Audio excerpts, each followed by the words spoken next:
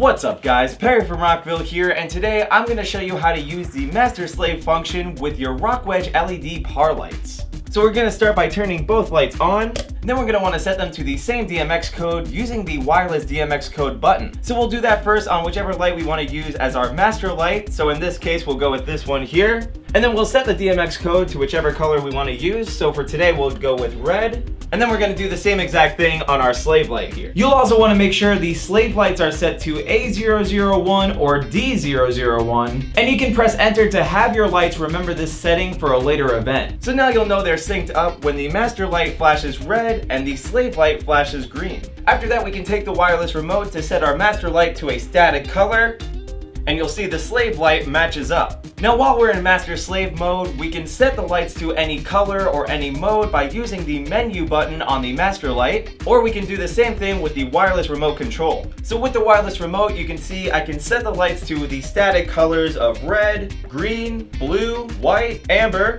or ultraviolet, as well as a variety of different mixed colors that you can select within this box here.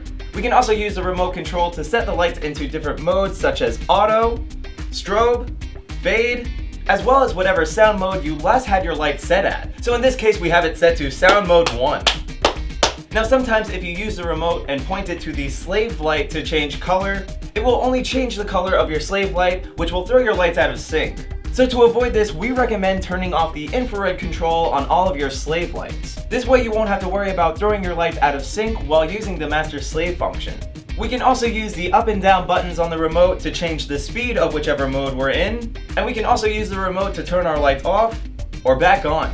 Now in case you didn't want to do this wirelessly, you can also connect your lights to each other through a DMX cable. So for this setup, we'll take the male end of our DMX cable and plug it into the DMX out of our master light. Then we'll plug the other end into the DMX in of our slave light. And if you want to connect more lights to your setup, you would just continue this process through your chain of lights. So now if I set my lights to a static color, you'll see that the LEDs come through both lights. So hopefully this showed you guys how easy it is to use the master slave function with your RockWedge LED par lights. But of course, if you have any questions, comments, or concerns, feel free to reach out to our customer support team through phone or email. As always, I'm Perry from Rockville, and we'll see you guys next time.